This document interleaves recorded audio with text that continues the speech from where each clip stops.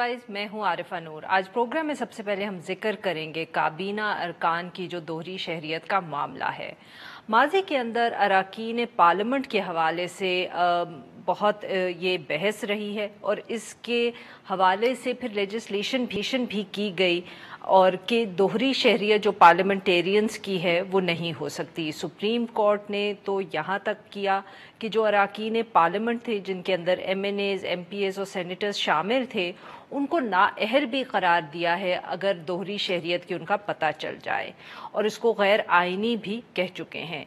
मगर ये मामला जो है एक दफ़े फिर इसने सर उठाया और इसकी वजह जो है वो वज़ीर आज़म इमरान खान के 15 मुआवने खसूसी और 5 मशीर हैं और उनके जो एसेट डिक्लेरेशंस और उनकी शहरियत को जो पब्लिक किया गया है। ये पहली दफ़े किसी हुकूमत ने ऐसा कदम लिया है।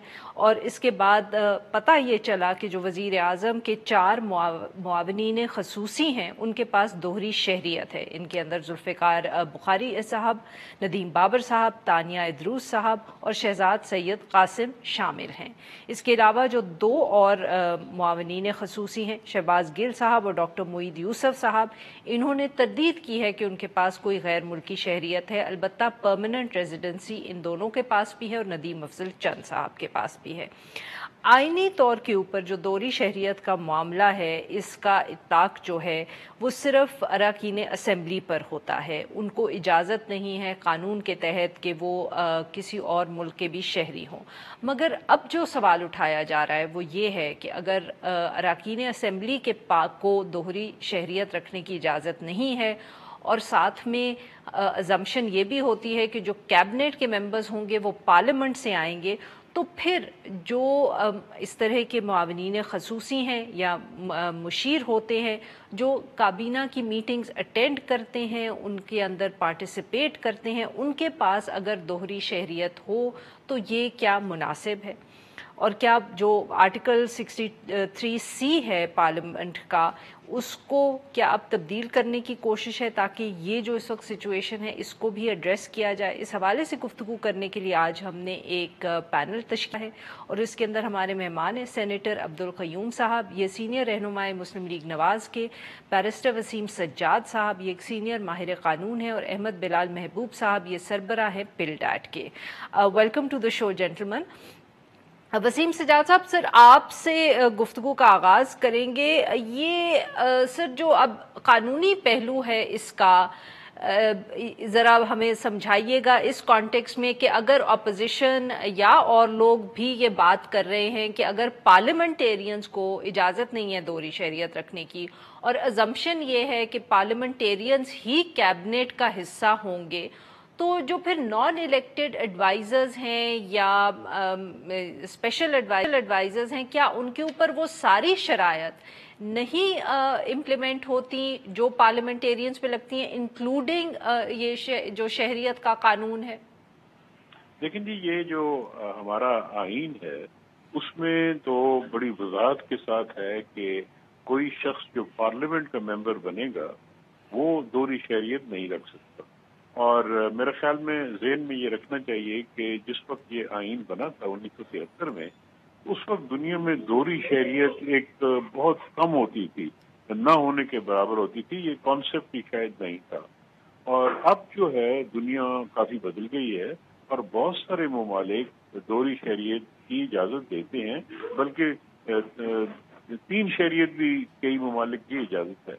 और पाकिस्तान में भी एक आम शहरी को इजाजत है कि जिन ममालिक के साथ हमारे मुआहिदे हैं, यानी अमेरिका के साथ है, शायद इंग्लिस्तान के साथ है, तो एक आम शहरी दोहरी शहरियत रख सकता है। तो ये कुछ एक सूरत हाल बदली है। लेकिन आईन में बड़ी वाज़ेह बात है कि दोहरी शहरियत मेंबर पार्लियामेंट नहीं रख सकता, और मेंबर पार्लियामेंट जो जब वो वजीर बनते हैं तो वाज़ेह बात है कि वो भी दोहरी शहरियत नहीं रख सकते। और ये आपने सही कहा कि सुप्रीम कोर्ट का फैसला भी ज़हन में आ चुका है। लेकिन जहां तक स्पेशल असिस्टेंट और एडवाइजर का ताल्लुक है, वहां पे कोई इस किस्म की बंदिश आईन में मौजूद नहीं है। बहस ये होगी कि आईन में मौजूद तो नहीं है, लेकिन जब अदालत में मामला जाएगा तो बहस ये होगी कि जी जिम्मेदारियां तो कि इनकी वही होती हैं जो कि वजीर की होती हैं और बड़ी भारी जिम्मेदारी होती है। تو وہی شرائط ان پہ اپلائی کرنی چاہیے. اب یہ ایک قانونی مسئلہ ہے، آئینی مسئلہ ہے، اور میرے خیال میں اس پہ ہمیں انتظار کرنا چاہیے کہ سپریم کورٹ کیا فیصلہ کرتا ہے، اور اس میں ان کو انٹرپریٹیشن کرنی پڑے گی کہ کیا جس چیز کا ذکر نہیں ہے. وسیم صاحب، بٹ سپریم کورٹ یہ کس کانٹیکسٹ میں فیصلہ کرے گی؟ کیا کوئی ان کے سامنے اس وقت ایک ایسا کیس ہے جس میں وہ اس ایشو کو ایڈریس کریں گے؟ یہ میرے خیال میں اس وقت سپریم کورٹ میں تو غالباً نہیں ہے، لیکن ہائی کورٹ میں غالباً اس قسم کا سوال اٹھایا گیا ہے، اور ہائی کورٹ کو یہ فیصلہ کرنا پڑے گا، اور پھر اس کے بعد شاید جو بھی پارٹی ہوگی اس کو سپریم کورٹ لے جائے. لیکن جو میں وضاحت کرنا چاہتا ہوں کہ ڈسٹنکشن آئین میں ہے، ایڈوائزر کے بارے میں، اسپیشل اسسٹنٹ کے بارے میں کوئی ایسی بندش نہیں ہے. اور دوسری بات یہ ہے کہ آٹومیٹکلی میرے خیال میں اسیوم کر لینا کہ کوئی شخص اگر دوہری شہریت رکھتا ہے تو وہ اپنے ملک کے ساتھ وفاداری نہیں کر سکتے، یہ بھی شاید موجودہ حالات میں صحیح نہیں ہے. سینیٹر قیوم صاحب، سر آپ کو بھی گفتگو میں شامل کرتے ہیں. سر یہ بتائیے گا کہ آپ کی حکومت کے دوران بھی کافی ایڈوائزرز رہے، ان کی تعداد شاید 15 نہیں تھی تو 8-9 کے قریب تو تھی صحیح. سر کیا آپ کی حکومت نے کبھی اس ایشو کو ایڈریس کیا کہ ان کے ایسٹس، ان کی جو شہریت ہے، ان کو بھی پبلک اسی طرح کرنا چاہیے جیسے کہ پارلیمنٹیرینز کرتے ہیں؟ اور اب آپ کی جماعت کا اس کے اوپر کیا سٹینڈ ہے سر، کہ کیا یو تھنک کہ اس کے اوپر بھی لیجسلیشن کی ضرورت ہے؟ جی دیکھیں عارفہ، بات یہ ہے کہ آئیڈیلی اسپیکنگ کیبنٹ کے اندر وہی لوگ ہونے چاہیے جو الیکٹڈ لوگ ہیں، جو پبلک کے نمائندے ہیں، because they are accountable to public, وہ ہونے چاہیے. لیکن آئین اس کی اجازت دیتا ہے کہ 5 میکسیمم 5 مشیر وہ رکھ سکتے ہیں. وہ اوتھ لیتے ہیں، اوتھ لے کے تو وہ پھر مشیر وہ پارلیمنٹ ہاؤس کے فلور پہ بھی آتے ہیں. سرتاج عزیز صاحب مثلاً فارن افیئرز کرتے رہے وغیرہ. اس کے علاوہ ایک گنجائش آئین میں تو نہیں ہے، لیکن رولز کے اندر ہے کہ آپ کے پاس اسپیشل اسسٹنٹ بھی ہو سکتے ہیں، اور وہ اسپیشل اسسٹنٹ کیبنٹ کو بھی اٹینڈ کر سکتے ہیں اونلی ایز این آبزرور، جو ان کا کیس ہوگا وہ آتے ہیں ایز اے اسپیشل انوائٹی، اور وہ اپنا کیس سمجھا کے کر کے اس پہ پھر وہ چلے جاتے ہیں. لیکن یہاں تو آپ نے دیکھا کہ یہ 20 کے 20 لوگ جو ہیں یہ پکے کیبنٹ میں بیٹھتے ہیں. ابھی اس پہ اعتراض یہ ہے، آج سینٹ میں بھی اس پہ ڈسکشن ہوئی ہے کہ یہ لوگ جو باہر کی شہریت کے لوگ ہیں یہ وہاں کا بھی ایک حلف لیتے ہیں، اور جو برطانیہ کا حلف رضا ربانی صاحب نے پڑھ کے سنایا جس میں یہ کہا گیا کہ ہم لائل رہیں گے اب آپ اس حکومت کو جو بھی برطانیہ کی ہے، اور امریکہ میں تو یہاں تک کہ اگر حکومت کہے گی تو ہم ویپن بھی اٹھائیں گے اور ہم سارے پچھلے جو تعلقات ہیں وہ ختم کریں گے. تو میں یہ کہنا چاہتا ہوں، ابھی ہماری حکومت کا آپ نے ذکر کیا تو جب لاسٹ ٹائم آپ کو دیکھا کہ شجاعت عظیم صاحب جو کہ ایک اسپیشل اسسٹنٹ تھے اور ایویشن کو دیکھ رہے تھے، اور ان کا دوہری شہریت کا مسئلہ آیا تو ان کو فوری طور کے اوپر کورٹس کے کہنے کے اوپر اور ان کو فارغ کر دیا گیا.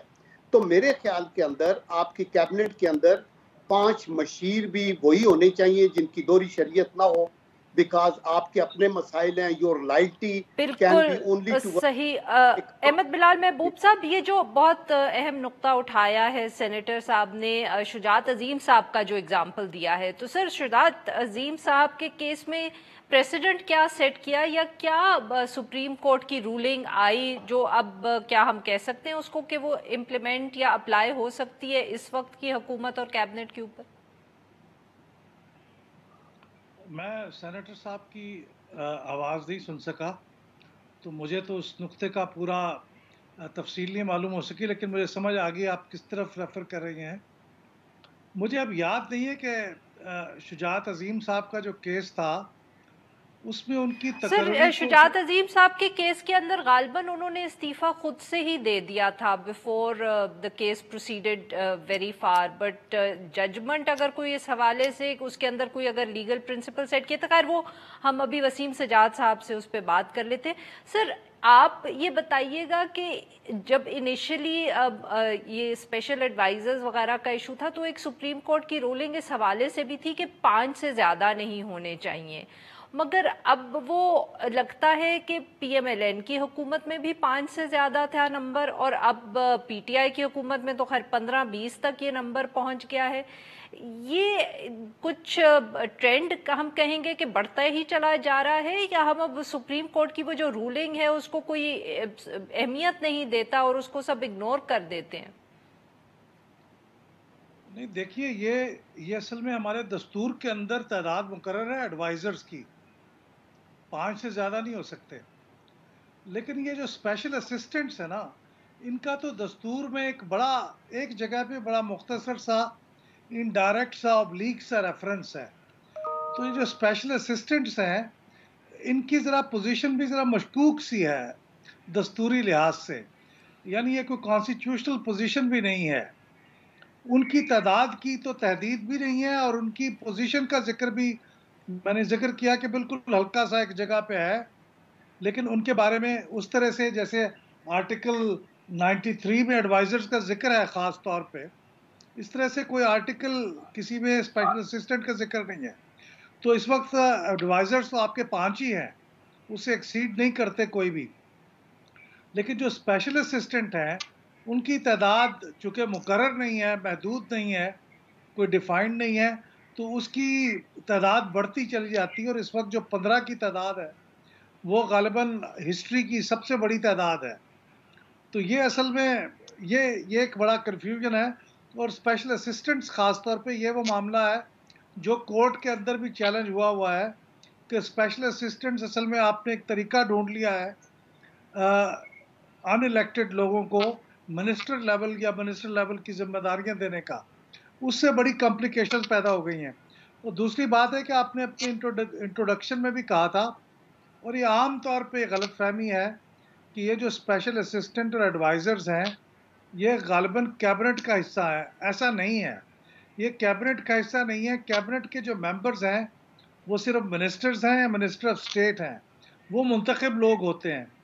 تو ایڈوائزرز اور اسپیشل اسسٹنٹ جو ہیں یہ کیبنٹ سے ماورا ایک چیز ہے. ان ایڈوائزرز کو یہ حق حاصل ہے کہ وہ جا کے اسمبلی کے اندر سوالوں کے جواب دے دیں، کمیٹیوں کے اندر چلے جائیں. اسپیشل اسسٹنٹس کو تو یہ بھی پریولیج حاصل نہیں ہے. تو ان کا کام صرف مشورہ دینا ہے یا پرائم منسٹر کو اسسٹ کرنا ہے.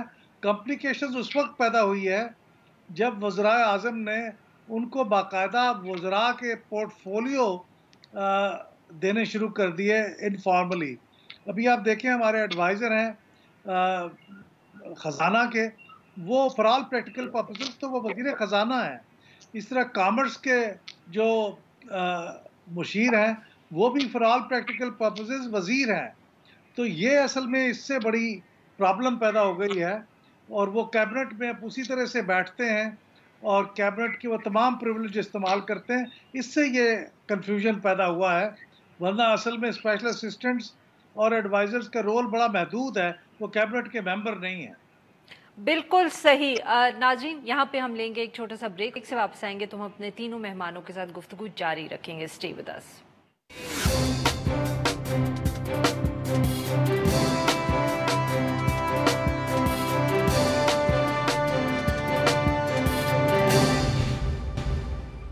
ویلکم بیک ناظرین. ہم گفتگو کر رہے ہیں جو معاملہ ہے اسپیشل ایڈوائزرز کا ان کی دوہری شہریت کا.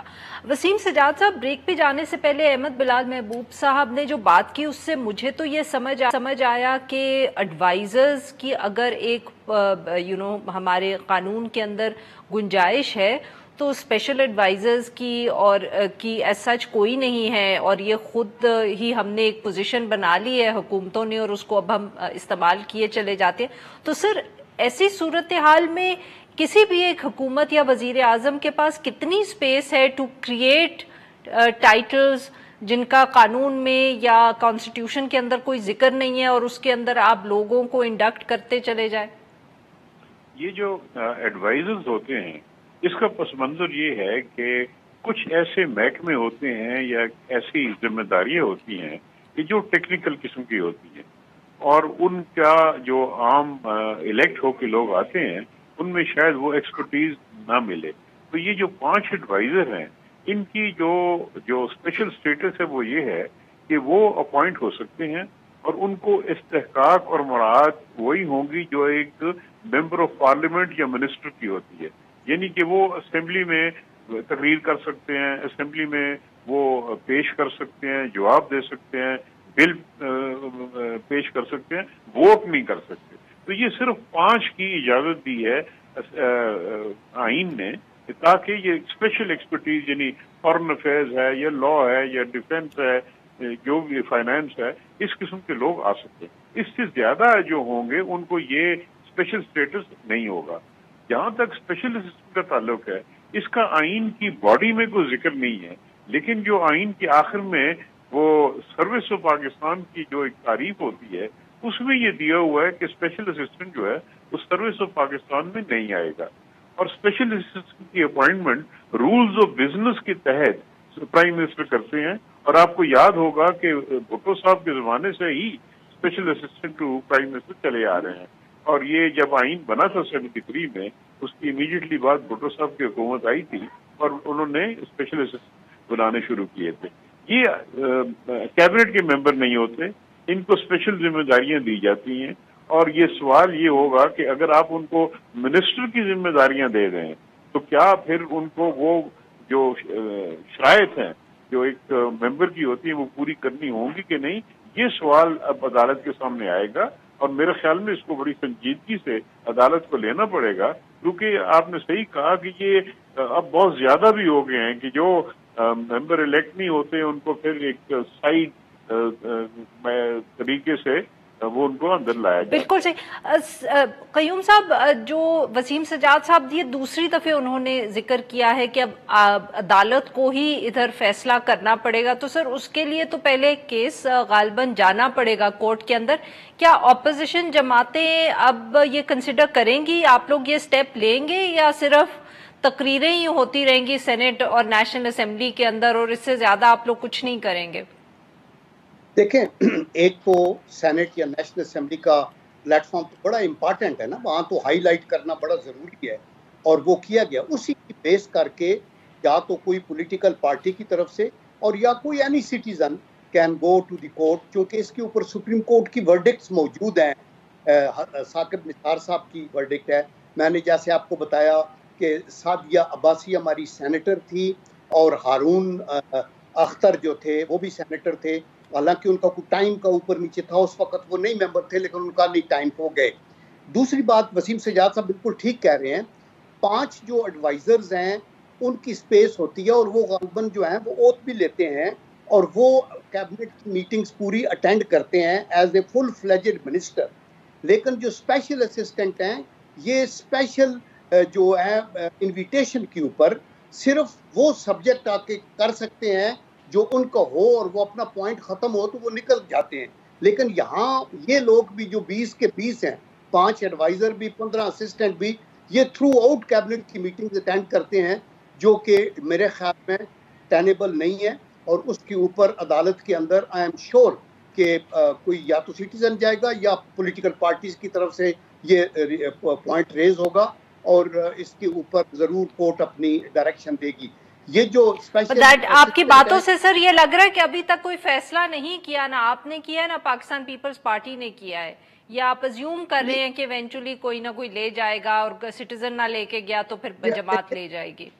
دیکھیں، میں I am not privy to the اپنی پارٹی کا کہ فائنلی انہوں نے کیا سوچا ہے کہ کون کرے گا. یہ ابھی مل رہے ہیں، آل پارٹی کانفرنس ہو رہی ہے، اس سے پہلے بھی آپس میں مشاورت ہے. ابھی یہ قومی اسمبلی کے اندر بھی ایشو ہوگا تو وہ بیٹھ کے ایک فیصلہ کریں گے نا، جس کا مجھے علم نہیں ہے کہ انہوں نے اسپیسیفک کو فیصلہ کیا ہے. بٹ ڈیفینیٹلی اس پوائنٹ کے اوپر وہ ضرور یہ چیز اٹھائی جائے گی، اور اس کے اوپر آج سینٹ میں بھی بہت شور ہوا ہے، اور I am sure national assembly میں بھی ہوگا، اور اس کے بعد پھر اس کے اوپر کوئی ضرور ورڈکٹ لی جائے گی. بالکل صحیح. ناظرین، یہاں پہ ہم لے کر بریک، اور جب ہم بریک سے واپس آئیں گے تو ہم اپنی گفتگو جاری رکھیں گے. اسٹے ود اس.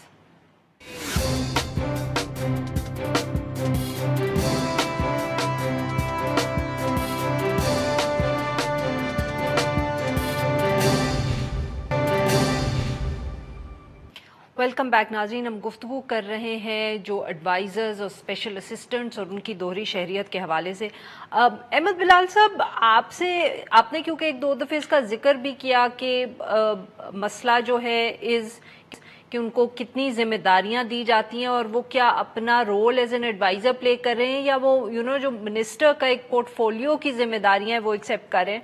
तो सर, इसको अगर आप थोड़ा मुख्तलिफ तरीके से इस तरह देखें कि क्या is part of the problem that we have कि हमारे पास चाहे हमारी पार्लियामान हो या ब्यूरोक्रेसी हो, इतने कम स्किल्ड लोग रह गए हैं या उनकी इतनी कमी है कि हमारे हुकूमतों को, वजीर आजम जो भी हो, जिस जमात के हो, उनको एक एक्सक्यूज मिल जाता है कि वो इतनी लंबी एक लिस्ट अनइलेक्टेड एडवाइजर्स की और स्पेशल असिस्टेंट्स की बना लेते हैं। देखिए, बात यह है कि हमारे पास 446 मेंबर्स हैं पार्लियामेंट के, जिनमें से वज़रा लिए जा सकते हैं। अब इसका तो ये मतलब ये हुआ कि अगर आप पार्लियामेंट के अंदर से अपने वज़रा और वज़राए ममलकत, अभी हमारे पास वज़ीर आज़म के पास इस वक्त 49 तक वो वज़ीर ले सकते हैं, वज़राए ममलकत ले सकते हैं, जो हमारे कॉन्स्टिट्यूशन के मुताबिक है। और इस वक्त वो जो वज़ीर हैं वो उनकी तादाद इस वक्त 30 है। इसका मतलब है कि 19 के करीब उनके पास मज़ीद गुंजाइश मौजूद है। यानी उन्होंने तादाद की लिमिटेशन की वजह से ये लोग मुंतखब नहीं किए हैं एज स्पेशल असिस्टेंट्स और एडवाइज़र्स। उन्होंने इस वजह से मुंतखब किए हैं कि उनको जिस किस्म का स्किल सेट रिक्वायर्ड है, खा वो लॉयल्टी के पॉइंट ऑफ व्यू से हो या एक्सपर्टीज़ के पॉइंट ऑफ व्यू से हो, वो उन्हें पार्लियामेंट में दस्तयाब नहीं है। वो बाहर से इसलिए लेके आए हैं। ये बड़ी तशवीश की बात है कि इसका मतलब यह है कि पार्लियामेंट के अंदर जो लोग मुंतखब होके आते हैं वो उस रिक्वायरमेंट को पूरा नहीं कर रहे। तो इन लॉन्ग टर्म ये एक बहुत बड़ा क्वेश्चन मार्क है फिर कि आप किन लोगों को टिकट देते हैं, किस किस्म के लोग मुंतखब होते हैं। वो अगर वज़ीर नहीं बन सकते और वज़राए ममलकत नहीं बन सकते और आपको बाहर से लाने पड़ते हैं, तो इसका मतलब यह है कि आप इनडायरेक्टली एक ऐसे निज़ाम की तरफ जा रहे हैं जो पार्लिमानी निज़ाम से ज़रा हटके है। यानी सदारती निज़ाम है जिसमें आप वज़रा अपनी मर्ज़ी के मुंतखब करके लाते हैं, उनका मुंतखब होना, वो मुंतखब नहीं होते। तो इसका मतलब यह है कि आप अगर 40% के करीब लोग, आपकी टोटल जो स्ट्रेंथ है, ministers, minister of state, advisers और मिनिस्टर और स्पेशल असिस्टेंट, वो गैर मुंतखब लोग हैं। तो इसका मतलब यह है कि आपका पार्लिमानी निज़ाम ठीक से काम नहीं कर रहा। तो ये पूरे निज़ाम के ऊपर एक सवाल उठ जाता है और मेरे ख्याल में ये एक बड़ी तशवीश की बात होनी चाहिए और इसमें इजाफा हो रहा है। आपने ठीक कहा कि ये तारीख में सबसे बड़ी तादाद है स्पेशल असिस्टेंट्स की, 15 की। पहले इससे कम होते थे और हो सकता है मुस्तकबिल में इससे भी ज़्यादा हो जाए। तो इसका मतलब ये है कि हमें अपने निज़ाम को, जो पार्लिमानी निज़ाम है, इसको शायद रिफॉर्म कर। जी। अब वसीम साहब, अहमद बिलाल महबूब ने साहब ने शुरू के अंदर एक बहुत अहम नुक्ता उठाया था। उन्होंने कहा था कि देखने की ये भी बात या अहम है कि ये जिम्मेदारियां किस किस्म की निभा रहे हैं। क्या ये सिर्फ एक्सपर्ट ओपिनियन दे रहे हैं, एडवाइस दे रहे हैं, या ये सचमुच जो एक मिनिस्टर का काम है वो सारी जिम्मेदारियां इन्होंने ले ली हैं, किसी स्पेशल असिस्टेंट के पास है। तो सर, कानून के अंदर, हमारे कॉन्स्टिट्यूशन के अंदर किस तरह ये डिटर्मिन कर सकते हैं या चेक कर सकते हैं कि अगर एक जो कैबिनेट है उसके अंदर जो स्पेशल एडवाइजर्स हैं उनको उनके रोल से ज़्यादा जिम्मेदारियां दी जा रही हैं? Who is suppose to check? और सर, यही सवाल दोहरी शहरियत के हवाले से भी है कि सुओ मोटो नोटिस लेने के अलावा कोई और तरीका नहीं है कि अगर कोई पार्लियामेंटेरियन है जिसकी इस तरह की कोई दोहरी शहरियत है तो किस फोरम को फौरन उसका नोटिस लेके एक फैसला कर देना चाहिए? क्योंकि आजकल इतलात ये भी आ रही हैं कि एक वजीर हैं कैबिनेट के, उनकी दोहरी शहरियत का मामला है, बट वो कोर्ट के अंदर कोई ले गया तो ले गया, अदरवाइज वो एक अखबार की खबर छपती है and everybody forgets about it. इसमें जी कबल इसके कि मैं डायरेक्टली इस पे आऊँ, दो चीजें मेरे ख्याल में I would like to comment. एक तो ये है कि जो लोग एक्सपर्ट्स होते हैं, फाइनेंस के हैं या लॉ के हैं या डिफेंस के हैं, وہ لوگ عام طور پہ الیکشن نہیں لڑ سکتے، یعنی کنسٹیچوئنسی میں اپنی سیٹ بنانا، اس کے لیے کام کرنا، it's a full time job. اور میرے خیال میں آپ توقع نہیں کر سکتے کہ مثلاً رزاق داؤد صاحب ہیں یا جو ہمارے فائنانس کے حفیظ شیخ صاحب ہیں، وہ جو ایکسپرٹ ہیں اس فیلڈ میں، وہ اتنی توجہ دے سکیں گے اور اپنی کنسٹیچوئنسی بنا سکیں گے. تو اس قسم کی ایکسپرٹیز کی ضرورت ہوتی ہے حکومت کو. دوسرا یہ ہے کہ ہمارا جو معاشرہ ہے اس میں جو لوگ آتے ہیں ممبر بن کے، ضروری نہیں کہ وہ ایکسپرٹ ہیں، وہ آتے ہیں کیونکہ ان کو اپنے عوام کی سپورٹ حاصل ہے، لیکن وہ ضروری نہیں ہوتے کہ وہ پڑھے لکھے بھی ہوں، وہ ایکسپرٹس بھی ہوں. تو لہذا یہ جو ڈسٹورشنز آ رہی ہیں وہ ہمارے اپنے معاشرے کی جو مجبوری ہیں اس کے تحت آ رہی ہے. پھر یہ آپ نے سوال اٹھایا کہ جی یہ کون ڈٹرمن کرے گا. تو پہلی چیز تو یہ ہے جی کہ یہ فیصلہ اولاً پرائم منسٹر کو کرنا پڑتا ہے کہ وہ کس کو کیا ذمہ داری دیتے ہیں، اور ان کے سامنے یہ ساری چیز ہونی چاہیے کہ کون دوہری شہریت کا ہے، کون سا ایک سینسٹیو معاملہ ہے، کون سی چیز ہے جو ان کو ذمہ داری دی جا سکتی ہے کہ نہیں. اس وقت چند جو اسپیشل اسسٹنٹ ہے وہ تو بالکل وزیر کی ذمہ داری نبھا رہے ہیں. مثلا جو ہیلتھ کے اسپیشل اسسٹنٹ ہے وہ اس وقت بالکل ایک وزیر کا جو ذمہ داری ہوتی ہے، جو کام ہوتی ہے، وہ کر رہے ہیں اور اچھا کر رہے ہیں، لیکن بہرحال وہ اسپیشل اسسٹنٹ ہے اور الیکٹڈ نہیں ہے. تو اس میں آپ نے صحیح کہا کہ میرا خیال میں اپنے حالات کو سامنے رکھتے ہوئے لیجسلیشن کرنی چاہیے اور یہ دیکھنا چاہیے کہ کیا ضروری ہے کہ دوہری شہریت ہو تو وہ آدمی اس پہ آپ اعتبار نہ کریں. یہ کیا ضروری ہے؟ کیا یہ is it some thing so important, یا ہم ذمہ داری دے سکتے ہیں باوجود اس کے کہ وہ دوہری شہریت رکھتا ہو؟ بالکل صحیح، یہ پارلیمان کو ہی اس کا فیصلہ کرنا چاہیے. بہت بہت شکریہ ہمارے دو مہمانوں کا ہم سے گفتگو کی.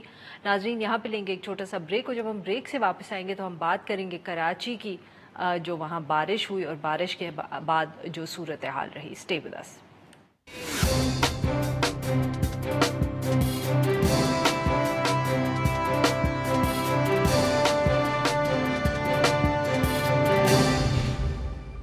Welcome back. پروگرام کے اس حصے میں ہم ذکر کریں گے ایک ایسے مسئلے کا جو ہر سال ان دنوں کے اندر کراچی میں ہمیں نظر آتا ہے.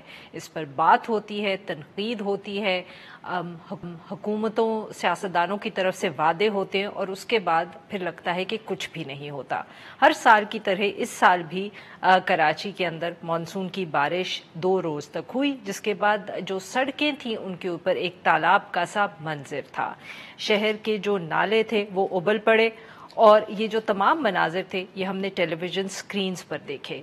کراچی کی حکومت ہو، سندھ کی حکومت ہو یا کراچی کی ضلعی حکومت، ہر کسی کے پاس کوئی نہ کوئی ایکسکیوز ضرور ہے کہ یہ مسئلہ حل کیوں نہیں ہوتا اتنے سال گزرنے کے بعد. اس ایشو پہ بات کرنے کے لیے آج ہمارے ساتھ موجود ریحان ہاشمی صاحب، یہ چیئرمین بلدیہ ضلع وسطی کراچی ہیں.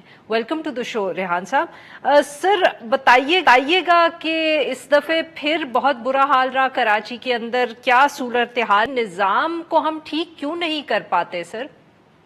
بسم اللہ الرحمن الرحیم. دیکھیں، کراچی ایک میگا سٹی کی حیثیت سے ابھر کر سامنے آیا ہے اور ماضی میں جس طرح انفراسٹرکچر ریہیبلیٹیشن ہونی چاہیے تھی انفارچونیٹلی اس طرح کی نہیں ہوئی، نہ ہی کراچی پیکج. اور ایک ایسا بھی دور گزرا ہے جب کراچی کی مثالیں دی جا رہی تھیں، جب متحدہ قومی موومنٹ کا میئر آج سے کچھ عرصے پہلے تھا، تو لیکن اس وقت یہ تھا پانی سر سڑکوں پہ تب بھی کھڑا ہوتا تھا. ہاں، میں یہی اسی طرف آ رہا ہوں. آپ درست کہہ رہی ہیں، کمپیریٹیولی وہ وقت اس وقت سے نسبتاً فنڈنگ کے لحاظ سے بہتر تھا. لیکن چونکہ 2-3-4 ریزنز ہیں اس کی. پہلی ریزن تو یہ ہے کہ برساتی نالے سیوریج نالے بن گئے ہیں اور یہ انتہائی افسوسناک صورتحال ہے کہ جب برساتی نالوں کے اندر سیوریج کا نظام ہوگا تو ایکسس برسات کا پانی آبویسلی اربن فلڈنگ جیسی صورتحال پیدا کرتا ہے. دوسری چیز یہ ہے کہ کراچی کا لیول سی لیول کے تقریباً برابر ہی ہے اور عمومی طور پر دیکھا یہ گیا ہے کہ ایکسس پانی کو سمندر جو ہے وہ فوری طور پر نہیں لے رہا ہوتا، جس کی وجہ سے اربن فلڈنگ جیسی صورتحال آتی ہے. کیونکہ اس دفعہ جو سمندر کے قریب کے علاقے ہیں، ڈیفنس یا کلفٹن کے علاقے ہیں، شارع فیصل کا علاقہ ہے، وہ زیر آب آیا، جبکہ جو آپ کے تھوڑے سے اوپر کے علاقے ہیں اس میں اس طرح کی صورتحال نہیں تھی کیونکہ وہاں سے پانی کی نکاسی ممکن ہو گئی تھی. آپ کے پروگرام کے تبسط سے میری گزارش ہے کہ कि देखें इस शहर को इंफ्रास्ट्रक्चर रिहैबिलिटेशन की जरूरत है, जहाँ के बरसाती नालों में से सेवरेज के निजाम को निकाल कर उनका मुतबादिल निजाम बनाने की जरूरत है। तो अभी सर वर्ल्ड बैंक ये कितना बड़ा एक प्रोजेक्ट है? आई मीन जब आप कहते हैं कि इंफ्रास्ट्रक्चर रिहेबिलिटेशन, तो एग्जैक्टली इससे आपकी मुराद क्या है? आप कितने अरसे का कितना खर्चा, कुछ तफसील भी शेयर करें हमारे साथ। मैं मिसाल देता हूँ इसकी। देखिए, रिसेंटली वर्ल्ड बैंक ने गुज़िश्ता तकरीबन 3.5-4 साल से एक रिसर्च मुरतब की, और 3.5 साल के बाद जब ये रिसर्च रिपोर्ट मुरतब करने के बाद क्लिक का प्रोग्राम लिवेबल सिटी के नाम से उन्होंने इंट्रोड्यूस कराया, जिसमें वर्ल्ड बैंक ह्यूज फंडिंग कर रहा है सिंध गवर्नमेंट को, प्रोविंशियल गवर्नमेंट को। मेरे अपने अंदाजे के मुताबिक जो पहला उसका फेज है वो $2 बिलियन का है। उसमें सेवरेज के निजाम के ऊपर फोकस किया है, उसमें बरसाती नालों पे फोकस किया है, और उसकी जरूरत इसलिए भी है कि माजी में 20 साल पहले लेट्स से कि किसी 400 स्क्वायर यार्ड्स के घर के ऊपर अगर 5 लोग आबाद थे, तो आज उस 400 स्क्वायर यार्ड्स के घर के ऊपर मल्टी स्टोरी बिल्डिंग हो गई है, और वहां पर अभी तो हो सकता है 100 के करीब लोग रहते हों। तो ऑब्वियसली जो यूटिलिटी सर्विसेज हैं उसकी रिक्वायरमेंट, उसकी जो जरूरियात हैं वो मल्टीप्लाई हो चुकी हैं। वर्टिकल एक्सपेंशन हुई है, हॉरिजॉन्टल एक्सपेंशन हुई है। वर्टिकल पे ज्यादा जोर रहा, उसकी वजह से आपको पूरे निजाम की तब्दीली की जरूरत है। वर्ल्ड बैंक का जो भी प्रोजेक्ट था उसमें उन्होंने नालों की सफाई और नालों की रिहैबिलिटेशन का किया है। मुझे उम्मीद है तो सर ये कब तक प्रोजेक्ट शुरू होना है?